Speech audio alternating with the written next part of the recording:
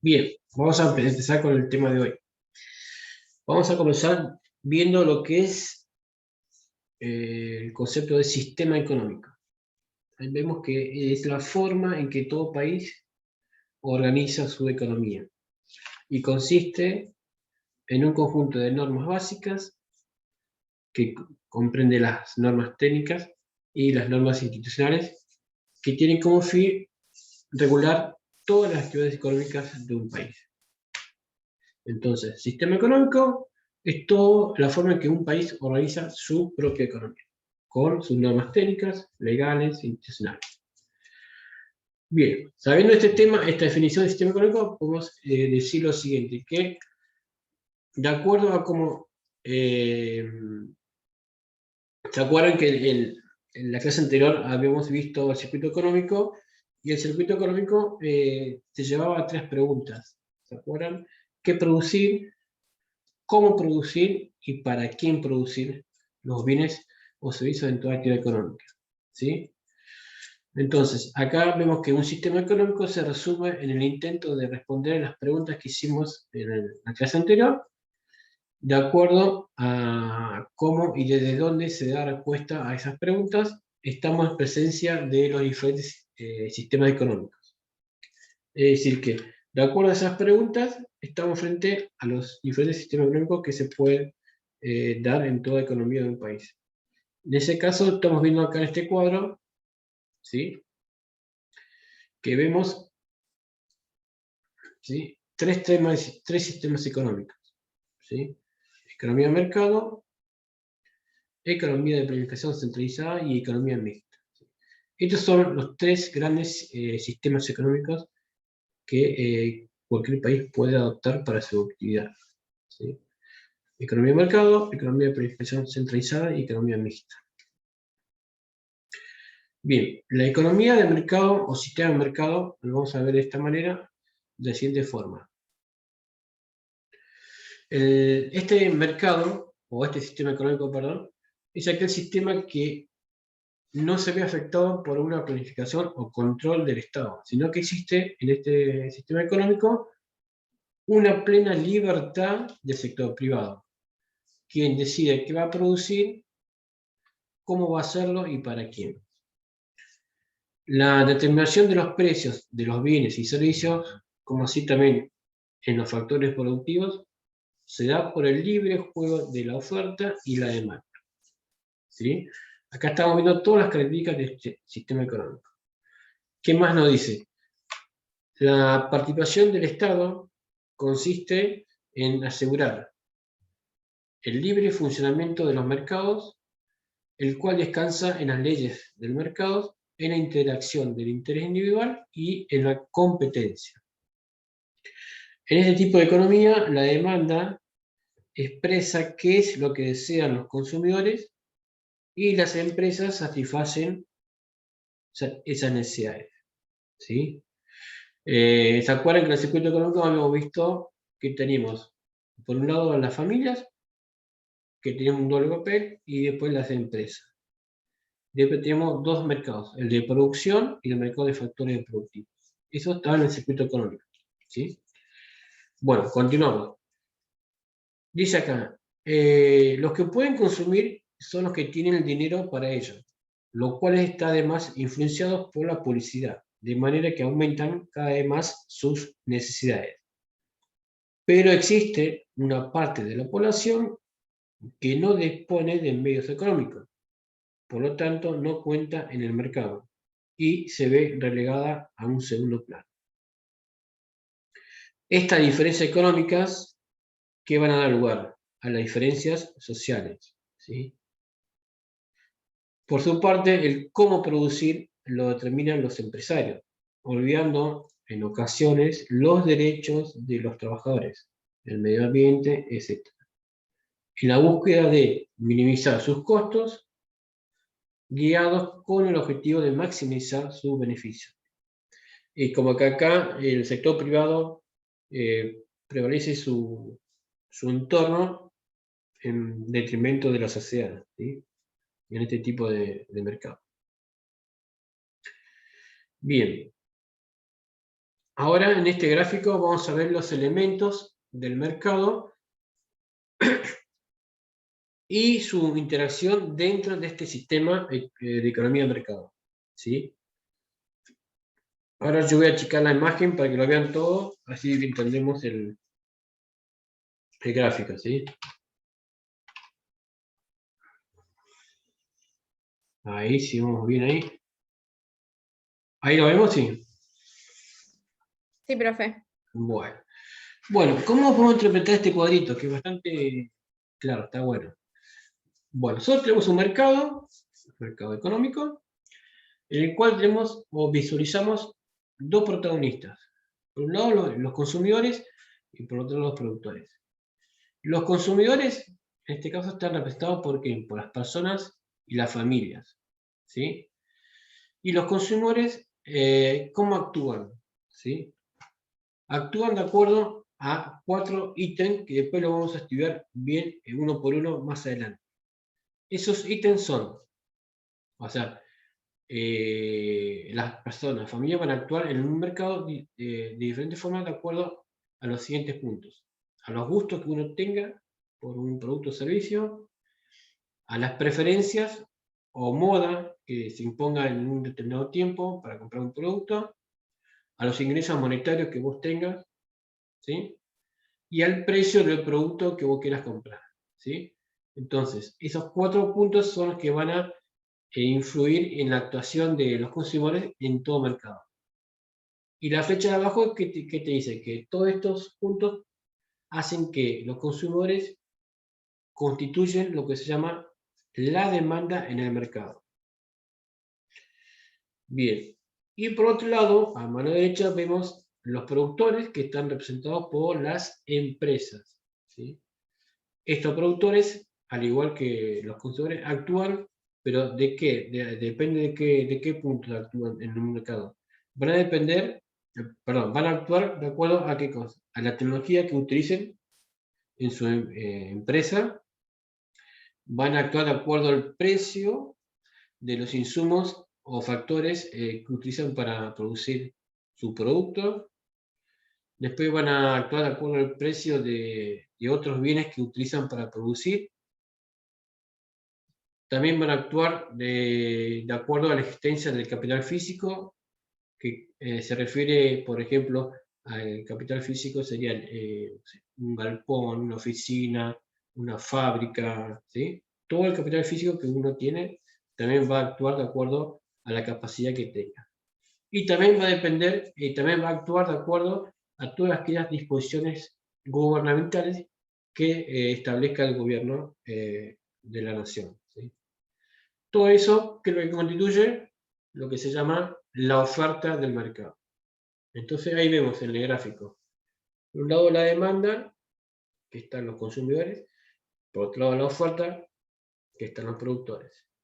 Y ambos protagonistas, ¿qué es lo que determinan en el mercado? Determinan el precio de los diferentes bienes o servicios.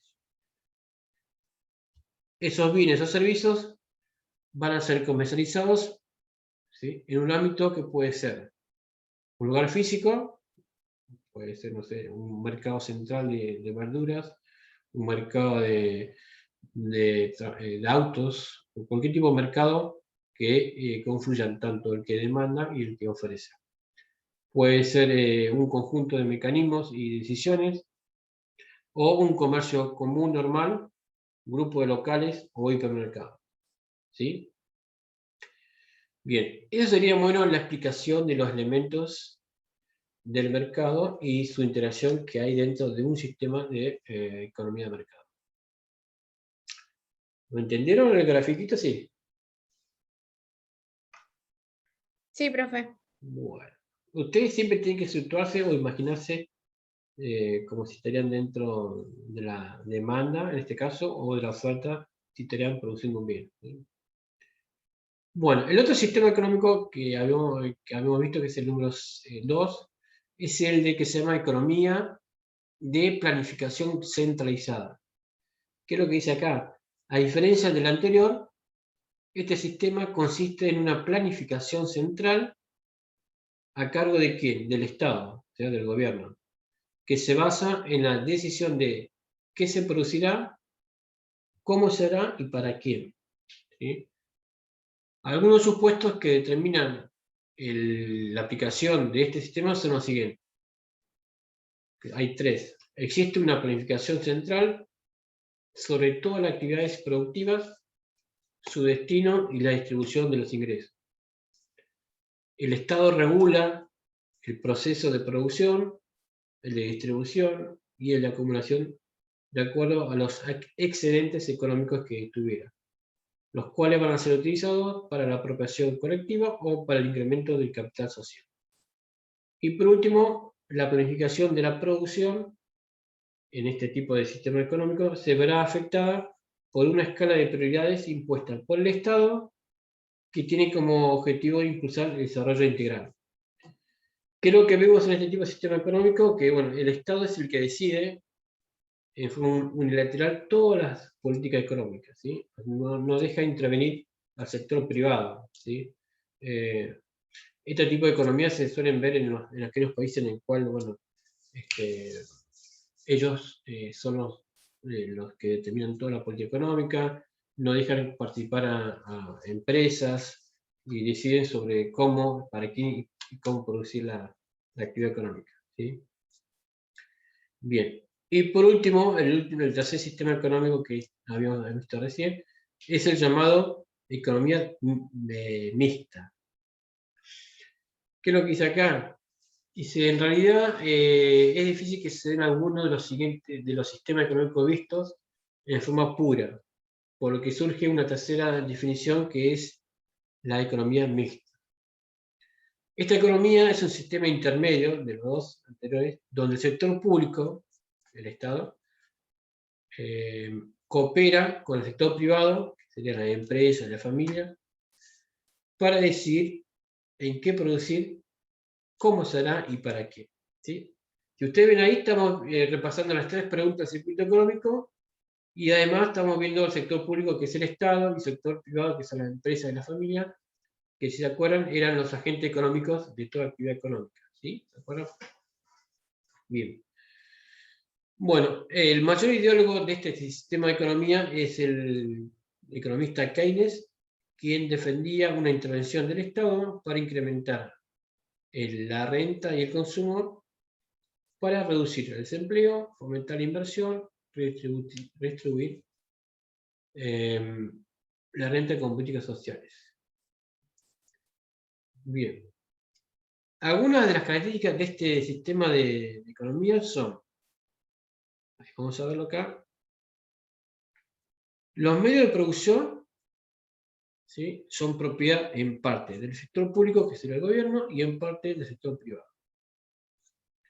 Las decisiones fundamentales surgen de acuerdos realizados en conjunto con diferentes agentes económicos, individuos, empresas públicas y privadas, autoridades estatales, sindicatos y corporaciones.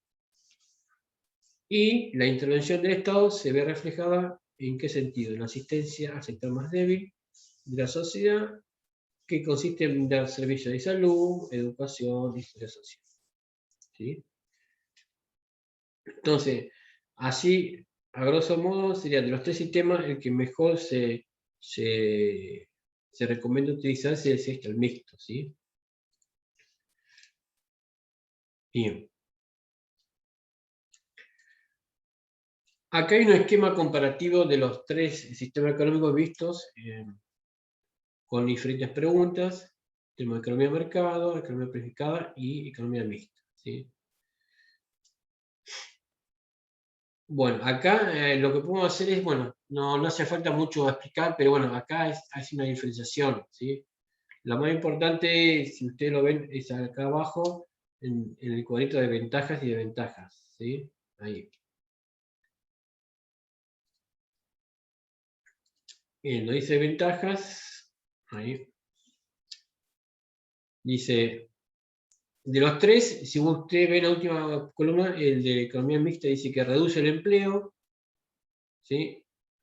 Está acá, fomenta la inversión y el consumo, redistribuye la renta con políticas sociales e industriales de apoyo de ciertas industrias, ¿sí?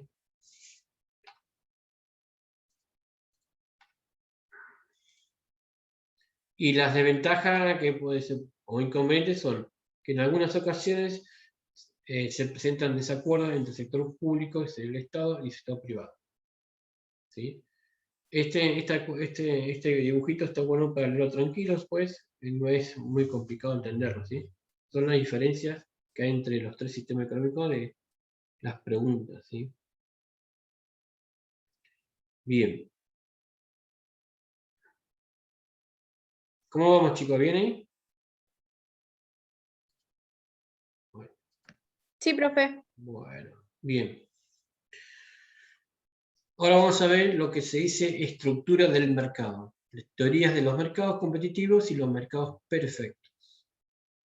Por estructura de mercado se entiende el nivel de concurrencia de oferentes y demandantes y el grado de competencia que hay en su lugar de competencia. ¿Sí? Bueno, las características que se establecen para la definición de la estructura del mercado son los siguientes. O sea, ¿qué es lo que a vos te determina que estás frente a una estructura de mercado? Los siguientes puntos.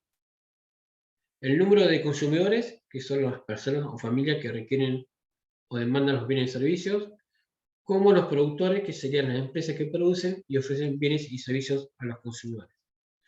Otro punto que caracteriza la estructura del mercado es el poder, ¿sí?, en cuanto a la capacidad de fijar precios. Luego, el nivel de concentración. Si vos concentrás el 100% del mercado de, no sé, del tomate, por ejemplo. ¿Sí? El nivel de diferenciación de sus productos. Se refiere a que, bueno, el producto tal tiene mejor calidad porque se hace bajo los, no sé, fertilizantes tanto, bajo la calidad, bajo la supervisión, todas esas cosas. ¿Sí? Y por último, la capacidad o no de entrar y salir en los mercados. ¿Sí? Acá se refiere si a vos te dejan entrar en un tal mercado, si vos sos capaz, si tenés influencia o no tenés influencia. ¿Sí? Entonces, esos 5 puntos son los que establecen o que te dan como referencia cómo es una estructura de un mercado. ¿Sí? Lo que están en esos 5 puntos. Entonces, decimos que acá abajo, la interacción y diferencias entre estos aspectos permiten la existencia de varios modelos de estructura de mercado, entre lo que podemos destacar los siguientes. Bien, acá vamos a ver lo siguiente. Ordenación de los mercados. Podemos estudiarla analizando dos estructuras básicas que son dos. Ahí tenemos los mercados de competencia perfecta y los mercados de competencia imperfecta. Capaz que alguna vez ustedes han escuchado estas palabras, cuando dicen, sí, el mercado es de competencia perfecta porque hay libre entrada y salida de productores, no hay trabas, los productores pueden vender al precio que quieran, todas esas cosas, ¿sí? Capaz han escuchado esa definición. En ambos mercados actúan dos protagonistas, ¿sí?, parecido al dibujito que yo les puse, ¿sí? Tenemos dos tipos de protagonistas. Los consumidores, que son las personas o familias que requieren o demandan los bienes y servicios. Y por otro lado, tenemos los productores, que son las empresas que producen y ofrecen bienes y servicios a los consumidores. ¿Sí? Sabiendo esta diferenciación, podemos entender después luego el mecanismo de cada mercado. ¿Sí? Repito, dos tipos de mercados, los que se llaman competencia perfecta y los que se llaman competencia imperfecta. ¿Sí? En ambos mercados actúan dos tipos de protagonistas, que son consumidores y los productores. Bien. Mercado de competencia perfecta. Acá lo vamos a definir de la siguiente forma. En este tipo de mercado, ¿sí?, se cumplen las condiciones de máxima libertad y competitividad. ¿Sí? Esas son las dos condiciones para que estemos frente a un mercado de competencia perfecta. ¿Cuáles son las características de estos mercados de competencia perfecta? Son 4 características. ¿Sí? Que está acá. Bien. Uno es atomización, otro homogeneidad del producto, otro transparencia, el otro libertad de acceso y salida. ¿Qué significa cada uno? Son palabras medias raras, pero por ejemplo, la primera que dice atomización, ¿a qué se refiere? Se refiere que existe un número suficiente de compradores y vendedores para que ninguno de ellos pueda ejercer una influencia significativa sobre el precio de un determinado bien. Es decir, que en este tipo de mercado vamos a ver muchos productores y muchos demandantes, ¿sí? Y al ver esa situación, no van a determinar un precio para comprar un producto, sino que, bueno, de acuerdo a esa cantidad de uno y otro, va a permitir que se llegue a un precio que esté de acuerdo tanto los productores como los que demanden ese servicio. Esto es lo que significa atomización, ¿sí? Que hay una gran cantidad de compradores y vendedores. Homogeneidad de producto, ¿a qué se refiere? Dice acá, para que haya libre competencia es necesario que el consumidor sea indiferente a comprar un producto de una empresa a otra empresa, ¿sí? Por tanto, los productos tienen que ser homogéneos, ¿sí?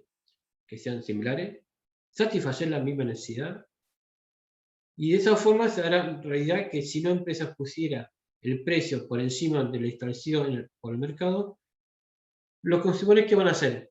Van a dejar de comprarlo y se van a volcar al otro producto que es igual, ¿sí? La homogeneidad debe incluir todas las condiciones de ventas tales como garantías o financiación. Por ejemplo, un ejemplo típico puede ser el producto, la harina. Nosotros cuando vamos a comprar harina anónima, tenemos en el instante varias marcas del producto de harina, ¿sí?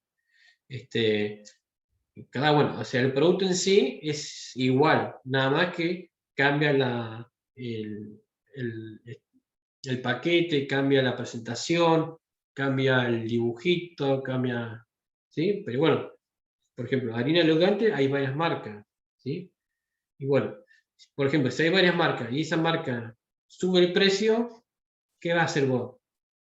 Te vas a volcar a comprar la otra harina que tiene las mismas características, pero un poco más barata, ¿sí? A eso se refiere cuando hablamos de homogeneidad. ¿Estamos, chicos? Sí. Sí, profe. Bueno. Sí. Bueno. Bien. La otra característica de este tipo de mercado, de competencia perfecta, es la llamada transparencia. ¿Qué significa?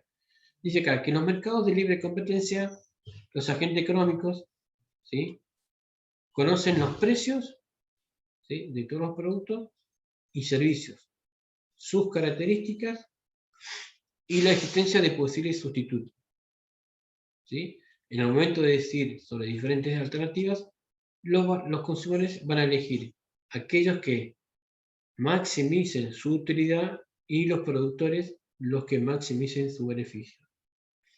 Bueno, acá a qué se refiere, bueno, si hay transparencia, significa que nosotros como consumidores, ¿sí?, no como agente económico, ¿sí?, vamos a poder ver o visualizar bien ese producto, ¿sí?, que esté identificado el precio, que esté identificado las condiciones de elaboración, todo lo que indica de ese producto, ¿sí?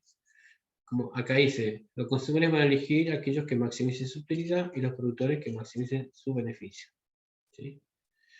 Y por último, la última característica de este mercado es que se llama libertad de acceso y salida.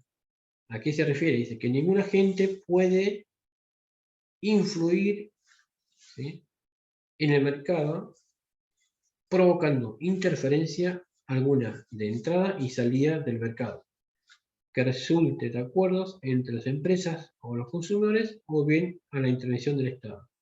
Se refiere que, bueno, acá te lo dice, vos podés entrar y salir a este mercado, ya que no va a haber trabas para que vos puedas realizar una compra o vender tu producto. Bien.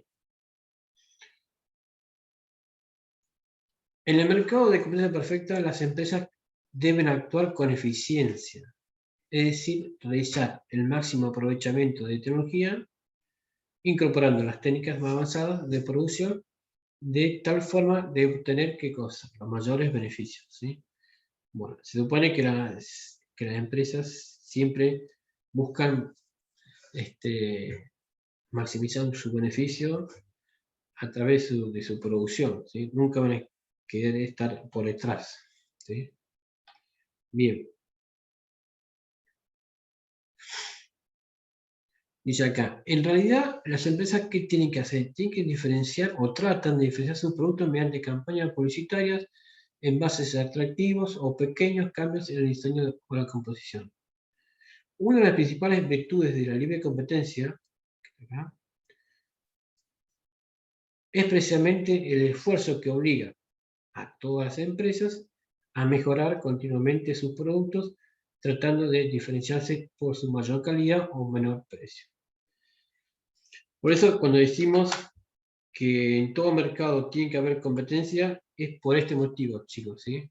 Es decir, a mayor competencia, mejor es el producto, mejor es el precio para el consumidor, ¿sí? ¿Estamos? Por ejemplo, nosotros, acá en Sarmiento, el mercado de transporte de personas hacia Comodoro no es un mercado de competencia perfecta. ¿Por qué? Porque ese mercado, ¿quién ofrece? ¿Qué empresa lo hace eso?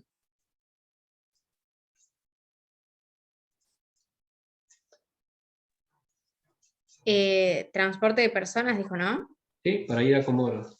ETAP. Bueno, vos ves ahí que es una sola empresa. Entonces, esa sola empresa, que lo vamos a ver más adelante, tiene el monopolio del mercado de transporte de personal hacia Comodoro. Entonces, eso no es bueno. ¿Por qué? Porque ellos disponen a su quehacer el precio, el pasaje y la cantidad de viaje a Comodoro, ¿sí? Por eso siempre se dice que tiene que haber competencia en los rubros de servicios, en la venta de productos, ¿sí? Porque de esa forma se estimula a mejorar en todos sentidos, ¿sí? No es lo mismo tener una sola empresa que te lleva a Comodoro y que vos dependas de ella, que haya dos o tres. Entonces uno puede elegir, bueno, me voy a esta empresa porque, bueno, tiene más viaje a Comodoro, es más económica, ¿sí? Eso es lo que siempre se trata, que haya competencia. O sea, buena competencia, competencia leal, no desleal, ¿sí? Bien. ¿Me siguen, Chi? Sí. Bueno. Ahora vamos a ver los otros modelos de mercado, que son los llamados de competencia imperfecta, ¿sí? Acá tenemos el monopolio, el oligopolio y la competencia monopolística, ¿sí? Seguramente ustedes, bueno, están escuchando palabras medias raras, pero bueno, así se definen los mercados económicos, ¿sí? Bien, el mercado de competencia perfecta, ¿sí? ¿Cuál es? Bueno, dice acá, son los mercados donde no se cumplen algunas de las características que garantizan la competencia perfecta. O sea, ninguno de los que vimos recién se cumplen en estos llamados mercados de competencia imperfecta. ¿Sí? Bien. Dentro de estos mercados de competencia perfecta tenemos los siguientes. A ver, monopolio. ¿Qué es el monopolio? Dice, caso extremo de competencia imperfecta. O sea, se fue al otro lado. Donde existe una situación de mercado en la cual la oferta, es decir, el que vende o ofrece un servicio, está concentrada en un solo oferente, quien decide cuál va a ser la cantidad que está dispuesto a ofrecer y por consiguiente ejerce poder sobre la determinación del precio del mercado. ¿Sí? Bien. Monopolio, la palabra mono, ¿qué es? Mono es uno, ¿sí? Entonces, ¿qué es lo que va a pasar acá? Lo que hablábamos recién. La empresa TAP tiene el monopolio del transporte de personas a Comodoro. ¿En qué sentido? Por ejemplo, ellos determinan qué cantidad de viajes hacer por día y ellos determinan también el precio del pasaje, ¿sí? ¿Cuál sería lo mejor para nosotros como consumidores de viaje a Comodoro? Que haya otra empresa, ¿Sí? ¿Para qué? Para elegir el horario o para elegir el precio. En su momento, hace muchos años, acá en ese momento existía otra empresa en la terminal, ¿sí? En ese momento estaba en Desmar, que vos podías elegir, bueno, o Donoto, perdón, Donoto, entonces vos podías elegir ahí el pasaje, esas cosas, ¿sí? Pero bueno, eso no sucede. Bueno, los monopolios pueden existir por diferentes motivos. Acá lo estoy recuadrando, ¿sí? Dicen, hay dos tipos o tres tipos. Monopolio natural, el que surge de innovaciones tecnológicas y el que se genera, o el que genera el Estado por razones de seguridad o conveniencia económica. El monopolio natural, el primero, dice que es aquel que surge porque no es económicamente provechoso para una empresa competir con otra, debido a que los beneficios que podría obtener nunca cubrirían los costos. Ahora yo me estoy acordando, o puedo decir como ejemplo, en este tipo de monopolio natural, el de esta empresa, el Donoto. Capaz que a ellos, al ver que no les convenía económicamente estar en Sarmiento, ya que, bueno, ellos tenían un beneficio, pero no lo suficiente grande para cubrir sus gastos. Entonces, no, vámonos de Sarmiento y que no nos conviene estar. Puede ser un monopolio natural, ¿sí? Bien. El otro, monopolio que surge de innovación tecnológica, dice que es aquel que surge porque no hay en el mercado empresas que cuenten con los adelantos tecnológicos adecuados para disminuir sus costos y poder competir, ¿sí?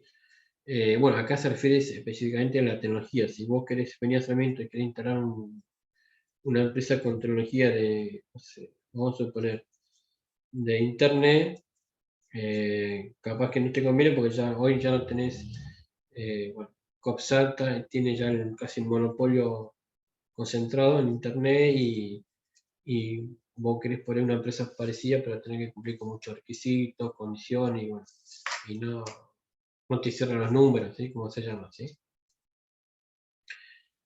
Y el último monopolio es el que se genera por razones de seguridad o conveniencia del Estado, ¿sí? Creo que dice acá que son aquellos servicios prestados por el Estado, ¿sí? Únicamente, como ser el alumbrado público, ¿sí? El alumbrado público, acá, por ejemplo, acá en Sarmiento, que no prevé la cooperativa, ¿sí? No hay otra empresa que te brinde el alumbrado. Limpieza de la vía pública o el monopolio, entre otros, que tiene el Banco Central para realizar la oferta monetaria, ¿sí? Bien. Bien. Bien, ¿alguna pregunta del monopolio? No, profe. Bueno, ustedes van siempre pensando en un caso real, ahí se van a dar cuenta seguida. Bien,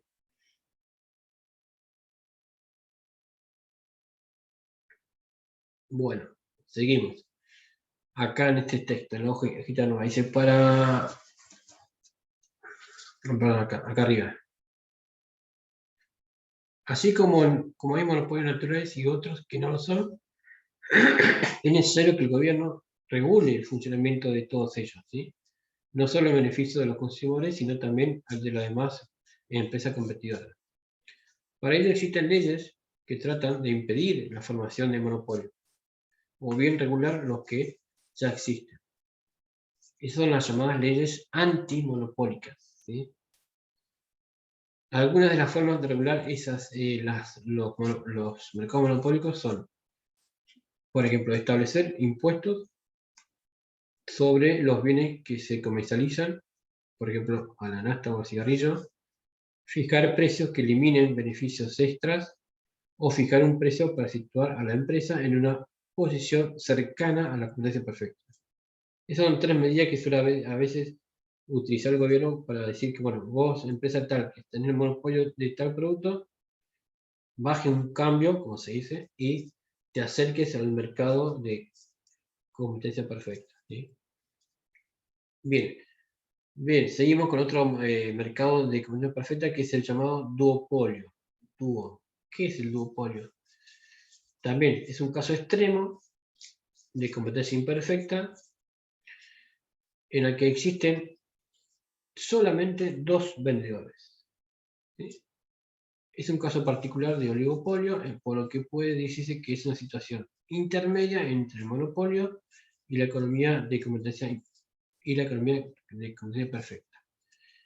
Bueno, ¿cómo sería acá? Bueno, dúo, la palabra dúo es dos, ¿sí? Entonces, ¿qué pasaría acá? A ver, vamos a suponer acá en Sarmiento, duopolio, y yo ahora se me viene a la mente el servicio de internet. Acá en Sarmiento, ¿cuál tenemos? Dos. ¿Cuáles serían los grandes? Bueno, acá en Sarmiento tenemos a la cooperativa y lo otro que empresa que provee servicio de internet, ¿cómo se llama? Que está bastante arraigada acá en Sarmiento. ¿Saben cuál es? Bueno, es Aira Comunicaciones. ¿Me escuchan, chicos? Sí. Sí, sí, profe. Bueno, ese es un duopolio. Bien. Repito, es un mercado de competencia perfecta en el cual existen 2 vendedores, nada más. Bien. El otro mercado de competencia perfecta es el llamado monopsonio. ¿Qué es el monopsonio? Dice, caso extremo, también de competencia imperfecta, donde existe una situación de mercado en la cual la demanda, es decir, los consumidores, los que quieren comprar, está concentrada en un solo demandante. ¿Sí? Se da, por ejemplo, en bienes que requieren, en bienes que adquiere el Estado, como ser un uniforme de la Fuerza Armada o bien la construcción de grandes obras públicas como licitaciones. Entonces, monozona es cuando el que demanda es una sola persona o un solo empresa o Estado, ¿sí? Entonces, monozona sería en el cual vemos que la demanda está concentrada en una sola persona o país, un solo demandante, ¿sí? Ejemplo típico, bueno, por ejemplo, la ropa que tiene la gente que es del regimiento acá, ¿sí? ¿Quién la provee? Solamente el Estado. O sea, el Estado es el encargado de comprar la ropa de la gente que está en el regimiento, ¿sí? Porque son del Estado. No hay otro que compra uniforme para eso, ¿sí? Bien. El otro mercado de la competencia imperfecta se llamaba competencia monopolística, ¿sí? ¿Qué es lo que dice? Que son aquellos mercados en donde existen muchos vendedores, o sea, más de 2, 3, 4, que compiten por imponer un producto que se diferencia de los otros por diferentes motivos, que puede ser calidad, composición química, tipo de servicio que presta, presentación, publicidad, esas cosas, ¿sí? Entonces, en ese tipo de mercado existen muchos vendedores, ¿sí? Que compiten para imponer su producto. ¿Qué es lo que dice acá? Por estas diferencias, ¿sí? ¿Qué es fundamental? La publicidad de dichos bienes, donde los vendedores van a intentar convencer a los consumidores que su producto es único o el mejor. A su vez, este tipo de vendedores actúan como monopolista individual en cuanto a la fijación de precios, ya que este no es el motivo por el cual compiten las empresas que fabrican productos similares. Ejemplos de esta competencia monopolítica son los jabones en polvo, insecticidas, pantalones, gaseosas, etc. Bien, ¿cuáles son las características que presenta este tipo de mercado?